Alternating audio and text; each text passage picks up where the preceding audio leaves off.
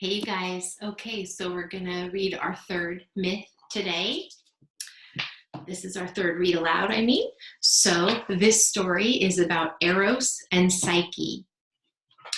There was once a girl called Psyche who was so beautiful that people called her the Queen of Love. Now, this was a title that belonged to the goddess Aphrodite. She was angry to hear it applied to a mere mortal and decided to take a look at the girl. One look was enough. Aphrodite was filled with jealousy and rage, and she vowed to make Psyche suffer. From that moment, Psyche had admirers, but none that wanted to marry her. Her puzzled parents consulted Apollo's oracle at Delphi. "Leave Psyche on the mountaintop," the oracle replied. "A bridegroom awaits her there and will carry her away." So a wedding procession wound up the mountainside and left Psyche on the summit, alone and shivering in the wind. "Do not fear," the wind said. "Leap from the precipice and I will catch you." Its voice seemed to be her friend, so although she was terrified, Psyche stepped into the air. She felt herself gently lifted in the arms of the west wind and carried through the air, down, down, until she was laid in soft grass where she fell asleep. She awoke in a scented garden in the midst of which was a palace. "Enter, you are expected," said a voice. "Your husband will be here at nightfall. Meanwhile, eat, rest, and wait for him." Psyche gazed about but could not see anyone else. She wandered through rooms with walls of silver and ceilings set with gems and came to a dining room where a table was laid with delicious food. When she sat to eat, the food served itself to her, and the wine jug filled her goblet. Beyond the dining room was a bedchamber prepared for her. Psyche lay down rather fearfully as it grew dark. In the night, her husband came and took her in his arms. "I have waited so long for you," he said. "I was afraid you would not come." His voice was so kind and gentle that Psyche felt safe and happy. But before it grew light, he left her, promising to return the next night. Psyche spent the day exploring the beautiful house and garden, and at night her husband returned as he had promised.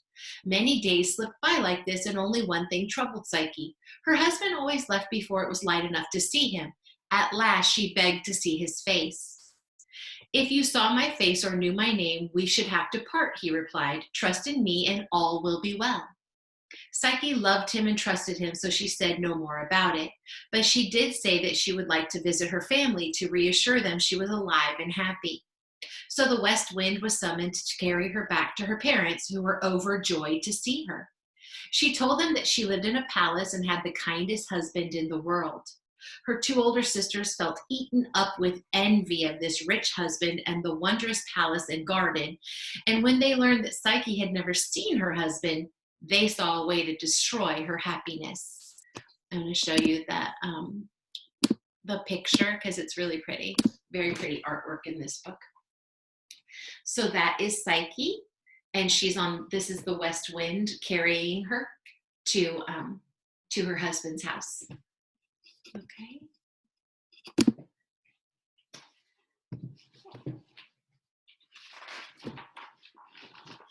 "He dare not show his face because it is so hideous," they told her. "He's a monster. He's putting on that sweet voice to deceive you, and when he's tired of you, he'll eat you up." The sisters made Psyche so miserable that she was glad when the time came to leave. But when she was home, she could not get their words out of her head. "I'll love him whatever he looks like," she vowed. "I just need to know." While her husband was asleep, she lit an oil lamp and tiptoed with it to their bed. There she saw Aphrodite's son Eros, the god of love himself, the most beautiful being that you could imagine, asleep with his lovely face half buried in the pillow. Psyche gasped. The lamp trembled in her hand and scalding oil spilled onto Eros' shoulder. He awoke and saw her. "Psyche," he cried, "why did you not trust me? Love and suspicion cannot live together." And he spread his wings and was gone. Psyche sobbed herself to sleep. When she told her family of the husband she had lost, her sisters were secretly delighted. Each thought to herself, "Eros may like me better." Without telling the other, each made her way to the mountaintop, called to the wind Psyche had described, and leapt from the precipice. But the west wind did not answer their call, and they were dashed to pieces on the rocks. I'll show you a picture of the scene that we just saw, that we just read about. So here, that is Psyche with, she has the oil lamp, and she's peeking to see who her husband is. And it turns out that he's Eros, god of love, Aphrodite's son. Okay. When Eros did not return, Psyche set out to look for him. She traveled far and wide, asking everyone she met if they knew where Eros was. But though everyone had heard of him, no one knew how to find him. At length, she came to the temple of Demeter and begged the kindly goddess for advice. "You must go to Aphrodite and ask her forgiveness," the goddess replied. "She is furious that her son should love you, but you will never find him without her help." So Psyche went trembling to Aphrodite's temple and bowed before her altar. The goddess was delighted to see her rival looking so sad and weary, but took no notice of her questions. "If you can work hard, I have plenty of jobs for you," she said.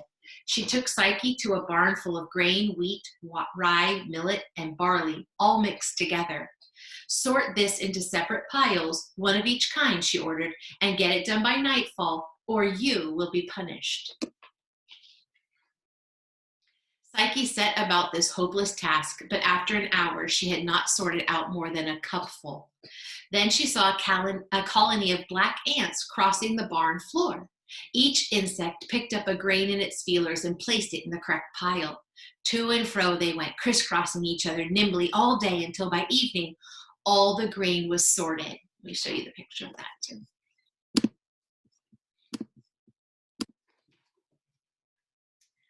There it is. So she has this huge pile of mixed grains and she has to divide them up. Now think about grains. Rice is as small as a grain of rice. So the ants helped her.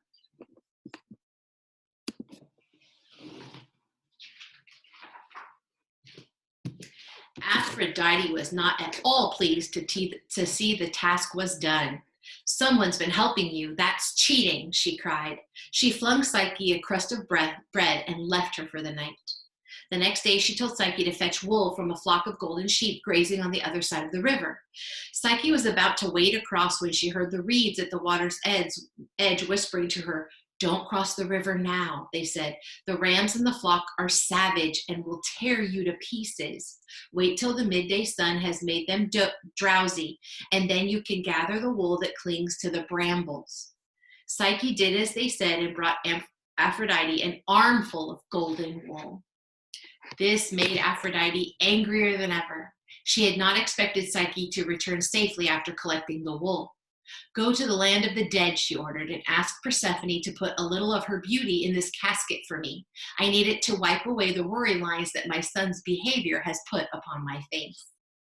Once again, a voice guided Psyche, telling her where to find the entrance to the underworld, how she must have a coin ready to pay the ferryman who rose the dead across to Hades' kingdom, and how she must take some sweet cakes to throw to Cerberus, the three-headed dog who bars the way to all who try to leave. "But do not look inside the casket," the voice warned. Psyche listened to the voice carefully and followed its guidance faithfully. She was treated kindly by Persephone, who filled the casket for her. But when she reached the daylight, a terrible thought struck her. "By now, my misfortunes will have made me so ugly that even if I find Eros, he will not know me." So she opened the casket to take a tiny scrap of beauty, but the box contained the sleep of death, and she fell senseless to the ground. Eros, who had been guiding and protecting Psyche all this while, sped to Olympus. "Take pity on me, Zeus," he entreated Zeus. Zeus sent Hermes down to shake Psyche from her sleep and bring her to Mount Olympus, where Zeus offered her ambrosia, the drink of the gods. "Drink it and be immortal," he said. So death's sleep lost its power over Psyche, and she was united with Eros forever. And in the end, even Aphrodite forgave them. Okay, thank you.